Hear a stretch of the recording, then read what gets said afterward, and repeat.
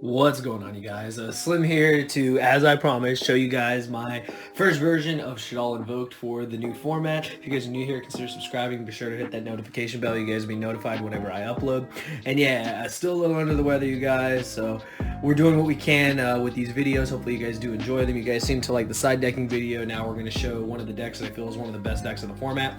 I really like how this deck came to be. Carl was the one who brought it to a second place finish. Then Dom ended up winning with the deck at the next YCS. And yeah, I think this deck is really cool. I really like the synergy of course, the Invoke cards. They're some of my favorite cards in the game. And then mixing with SHADDOLLs. For those of you who don't know, before I took my long hiatus, for people that remember a couple years ago, the last deck I actually played was SHADDOLL Artifacts. So to play SHADDOLLs again after so many years is awesome, and to refamiliarize myself with them is awesome too. But yeah, we'll get into it. The deck is pretty standard, I will admit. I don't think there's anything like super like techie about it. I'm just trying out like a pretty standard build that I've seen, and you know, give or take a couple cards, but I like where the deck has been going, so we'll get into it. Hopefully you guys do enjoy.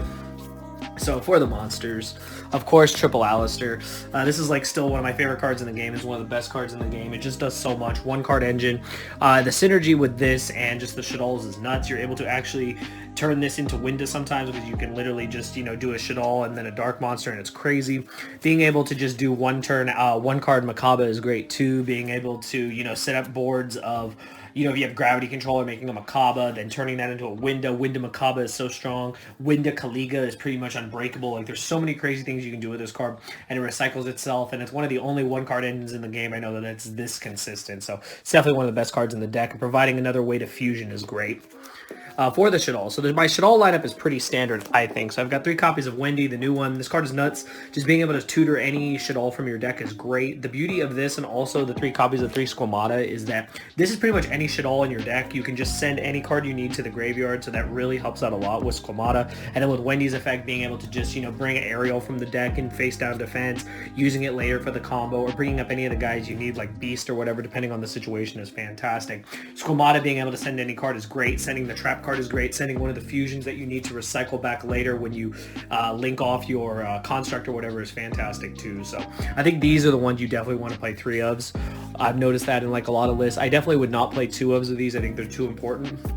For the 2 ofs though, I did play 2 copies of 2 Hedgehog and 2 copies of Beast. So some people may not agree with this. I've seen some lists that do max out and play multiple copies. The problem with the SHADDOLL monsters though is, while they are really strong, you don't want to clutter your hands with too many SHADDOLLs. I feel like you want to see a, you know, kind of like a balanced hand of, you know, Alistair plus fusion card plus, you know, a couple SHADDOLLs, and you can do a couple things, which is great. And that gives you a more like well-rounded turn instead of just kind of relying heavily on the SHADDOLLs. Like, sure, your hand can be total ass and you literally just make a Winda pass, and sometimes that'll be enough to get you to the next turn if the opponent can't play around it. Wind is extremely strong in this format, so there is that. But I do like the synergy. Being able to, you know, search monsters, being able to draw cards is fantastic. Being able to set this off of, you know, Aerial, then being able to use this to draw extra cards is fantastic too. So I feel that these are the SHADDOLLs you want 2 ofs though. You could opt for maybe a third of Hedgehog, because it is pretty consistent to get to your SHADDOLL spells and stuff. But for now, I just like the 2 of ratio with these. Very, very standard, like I said, as far as the SHADDOLL lineup goes. And the last one-ofs are 1 Dragon and 1 Aerial. So I thought about playing a second Dragon. I think it's better to side deck it. I noticed a lot of players have been doing that. And I think it also comes down to the matchup. Like, if you're playing against like a back row heavy matchup, that would probably be where the Dragon would come in more. Aerial is just fantastic with the combo. You don't want to play more than this though. I noticed like I don't really see myself using it that much. Its DD Crow effect is absolutely insane in the later game. But a lot of times, unless you're going second with the deck, you're not really going to get that much mileage out of Aerial's effect. I feel like you're going to get more mileage out of just using it for its set effect and then flipping it, then, you know, doing things to being able to flip another SHADDOLL is really important too. So I like that effect. I think that the thing with this card is you just don't want to see multiple copies of it, so having 1 ofs in each of this is fine. And again, you can side another Dragon for the back row matchups, which is very, very convenient. Having built-in outs to Mystic Mine is fantastic, so I like that a lot. So that's it for the SHADDOLLs and of course the Evoke cards. And then one thing I did do is I did put hand traps. So this was actually the hardest part of the deck, was what hand traps do you play? And I looked to Dom's list for a lot of inspiration, because Carl didn't play any hand traps, Dom did play hand traps, and I decided to go with the same hand traps Dom played. And I liked it for the main reason that these 2 hand traps will actually give you the most mileage in a long tournament. And it's 3 copies, of course, of Phantasmate and 3 copies of Nibiru. So we did talk about this in my previous video, talking about like the importance of hand traps, and I already mentioned why Nibiru is so strong in this deck.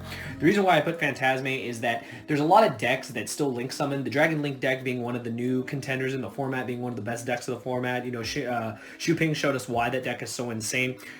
They can't play around Phantasme. They literally will always play into Phantasme, always linking, and you can just draw so many cards, fix your hand, you know, just blow them out next turn.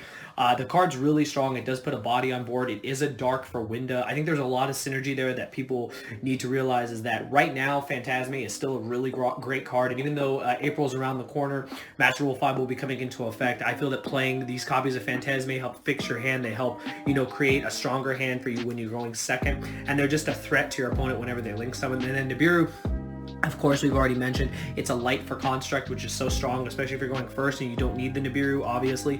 You just, you know, fusion it away, and then being able to make Construct is very strong. Also, having Nibiru to just blow out your opponent if they overextend is nuts. More than 5 summons, boom, you know, you just hit them with Nibiru and it's nuts. If you know they're not playing into Appaloosa, if they're not playing around Nibiru, they get punished for it, and a lot of times you don't see it coming game 1. So I think these cards are very strong. I think these are the best hand traps you can play in the deck right now. It could change going forward, but I feel that these are the strongest ones for this particular deck. And then the last monster is the One Trick Clown.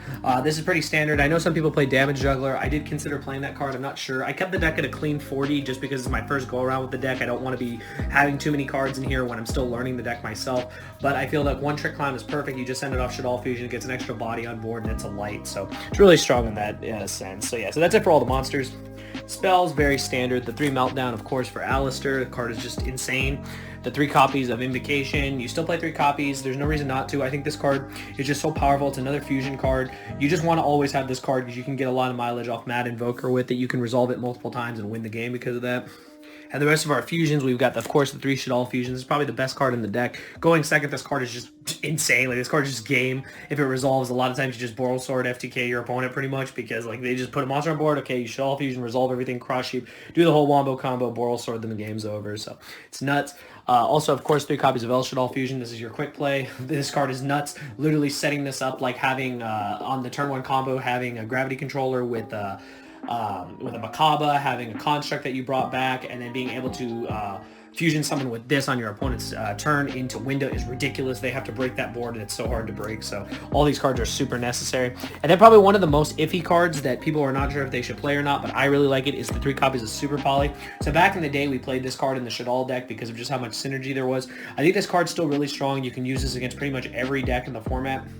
You know, that does put out, you know, like a dark monster or something like that. I feel that Super Poly is just really good in the mirror match too. Being able to Super Poly your opponent's monsters is ridiculous. Being able to Super Poly during the battle phase is nuts too, to just guarantee OTKs. So I think this card is definitely necessary in this deck. Now, most people will argue whether it's good or not in a long tournament, but I think for right now, there's definitely no reason not to play this card. I really like it. It helps break boards and helps you OTK, so I think it's definitely necessary. It's another fusion card too, which is super important for the deck.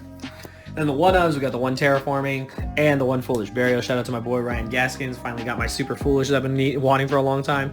But yeah, these are just good 1-ofs. Being able to search Meltdown is super important, and then being able to tutor any Shaddol from your deck is ridiculous. And then just the 1 Trap. This card is nuts in the combo. Being able to, you know, send this, being able to banish this in another Shaddol, bring back a banished Shaddol, flip a Shaddol, using Ariel's effect, bringing back a banished Shaddol. It's so ridiculous. But yeah, that is my main deck. It is an extremely standard 40 cards, you guys. Hopefully you guys enjoyed it. I'll just go to the extra deck real quick. Yeah, so the extra deck, again, very, very standard. I couldn't fit everything in here I wanted, but I'll explain that. So for the Shaddols, I've got, of course, the 2 copies of Construct. I really like the new art. That's why I'm using this. I didn't have any of the old Shaddol cards, so I'm glad they came in the starter deck.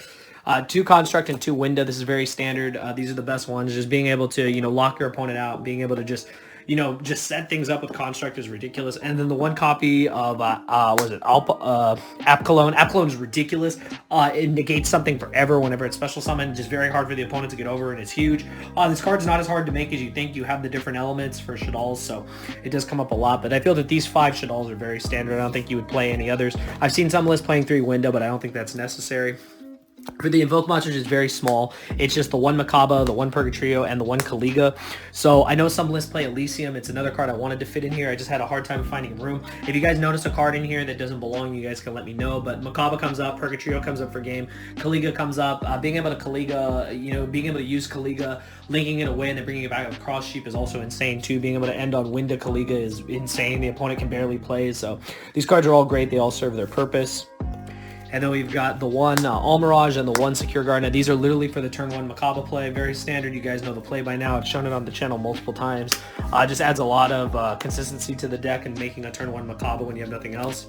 One of the best cards for this deck is actually Gravity Controller. This card doesn't get enough attention. I think this card is nuts. You just link away your window or your construct, get back your fusion card, and then this card is really hard for the opponent to out. Plus it reshuffles itself. The card's fantastic. Can also set up your window lock because you end up having this and a SHADDOLL monster, which is usually aerial when you do the combo, and then literally you end on a window with all your other guys. So this card is nuts. And then probably the best card in the deck is Cross Sheath. This card is ridiculous. It does so much. You get so much advantage off this. You just Borrelsword OTK your opponent out of nowhere. This is, again, one of the best rares ever printed, along with Mad Invoker. Mad Invoker is very strong in this deck. I think that this is a card that the deck definitely should play. Being able to use Invocation multiple times is ridiculous. It's so free. So I think this card is fantastic and very easy to make as well. And then this is probably the iffy spot. This is the spot that people might say cut for the Elysium, but in testing, Unicorn's been very strong. Cross Sheet is made so easily that being able to just bring back a monster that make a Unicorn to spin away a problematic card is important in the mirror match as well. Spinning away the fusions is way more important than sending them to the graveyard because they'll get back the recursion of the SHADDOLL spells. So I think it's better to just spin them away. That's just something I noticed in playing the mirror match and whatnot. And just in general, this outs a lot of problematic cards. And then last but not least, Borrelsword, because it's just OTK and wins you the game. But yeah, that's a list, you guys. Hopefully you guys did enjoy. If you guys are trying to build this deck, feel free to use my TCG player link. It's down in the description below. A portion of what you spend goes back to the channel. It helps me out and I do appreciate it. But yeah, huge fan of this deck, this format. I think this is definitely shaping up to be one of the best decks of the format. I think this is a very, very, very standard build you guys can use for a starting point. Again, you don't have to play Super Poly if you don't want to, but I think it does have its own added flair to the deck, which I really like. And I think this deck will definitely be showing itself a lot more in the format. We got regionals, we got YCSs coming up, we have more events coming up, and we'll definitely be seeing this deck. And I'm sure the hand traps will change. I'm sure once Master Rule 5 comes out, SHADDOLLs will be even crazier if they don't get touched on the ban list. But right now, SHADDOLL Invoked, definitely one of the best decks. I love any deck that can play Invoke, so I'm a huge fan of it. You guys should know this. I love fusion decks, so any deck that can play Alistair, you guys know I'm going to play it. I have a pure Invoke deck that I'll be willing to show you guys too. If you guys want to see that soon, I'll definitely be having that come to the channel. But yeah, hopefully I'll be feeling better in a few days, and we'll have more face videos, more stuff like that. But hopefully you guys did enjoy this video, and if you did, be sure to communicate that down in the comments below. Give it a thumbs up if you did, and I will see you guys next time. Thank you for watching.